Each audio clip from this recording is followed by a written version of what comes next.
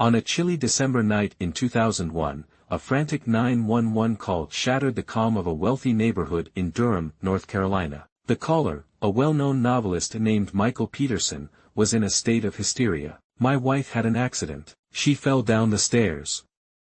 She's still breathing, but barely." By the time paramedics arrived at the Petersons' grand mansion, Kathleen Peterson was lying lifeless at the bottom of the staircase. Blood covered the steps and pooled around her head. The scene was chaotic, walls splattered with blood, her body in a twisted position, and deep lacerations on her skull. At first, investigators considered it a tragic accident. After all, Kathleen had been drinking that evening, and the wooden stairs were steep. But something about the sheer amount of blood didn't sit right with forensic experts. Had she really just fallen?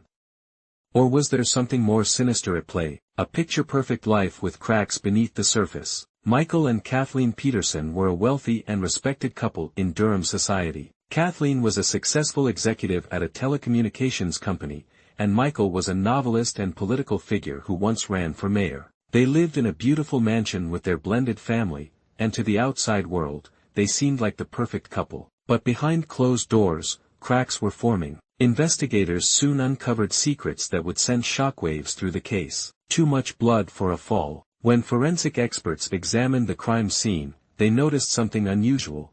There was far too much blood for a simple fall. The splatter patterns on the walls suggested multiple impacts, not just one accidental tumble. Then, there were Kathleen's injuries. She had 7 deep lacerations on her scalp, but no skull fractures or brain damage, injuries inconsistent with falling down the stairs. This suggested she had been struck repeatedly with a blunt object. A weapon was never officially found, but prosecutors believed Kathleen had been beaten with a fireplace blow poke, a hollow metal tool used to stoke fires. This particular blow poke was missing from the home at first but was later found in the garage, covered in dust, with no traces of blood. So if the blow poke wasn't the weapon, what caused Kathleen's injuries? A shocking connection to another death. As police dug deeper into Michael Peterson's past, they uncovered an eerie coincidence. In 1985, when Michael lived in Germany, his close friend Elizabeth Ratliff had also died at the bottom of a staircase. Elizabeth was a widow and a mother of 2 young girls,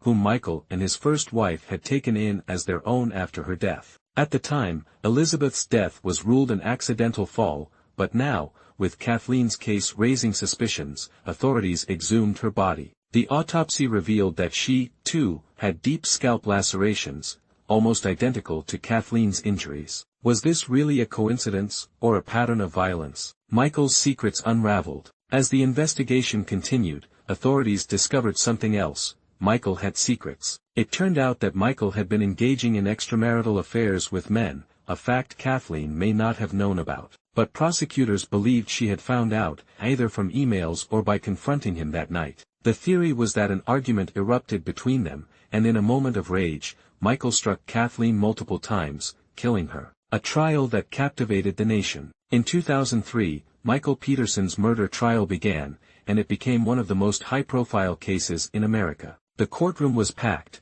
and the media followed every twist and turn. Prosecutors painted Michael as a lying, manipulative man who had a history of violence. They claimed that Kathleen, upon discovering his secret affairs, had threatened to leave him, a move that could have financially ruined him. The defense, however, argued that Kathleen had simply fallen, possibly due to alcohol and a combination of prescription medications. They pointed out that Michael had no history of domestic violence, and that he had loved Kathleen dearly. But one of the most damning pieces of evidence was the blood spatter analysis, which indicated that Kathleen had been struck multiple times. After months of emotional testimony and forensic battles, the jury found Michael Peterson guilty of murder. He was sentenced to life in prison without parole. A shocking twist years later. For years, Michael sat in prison, but his legal team never gave up. In 2011, a major revelation shook the entire case. A key prosecution witness, Dwayne Deaver, had manipulated evidence.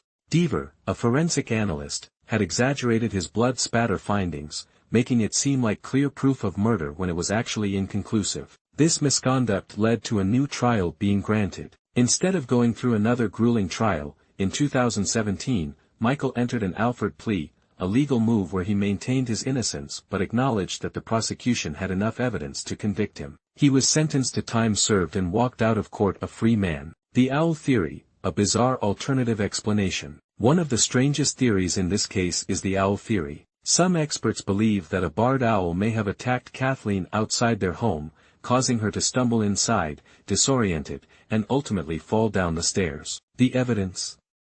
Microscopic feathers were found in Kathleen's hair, and the deep lacerations on her scalp resembled talon marks rather than blunt force trauma. While this theory sounds bizarre, it's one of the few explanations that align with the injuries, the missing weapon, and the lack of a clear motive. A mystery that will never be solved. To this day, no one truly knows what happened to Kathleen Peterson that night. Was it murder, an accident, or something even stranger? Michael Peterson continues to maintain his innocence, and with no clear proof of what truly transpired, the mystery of the staircase death remains one of the most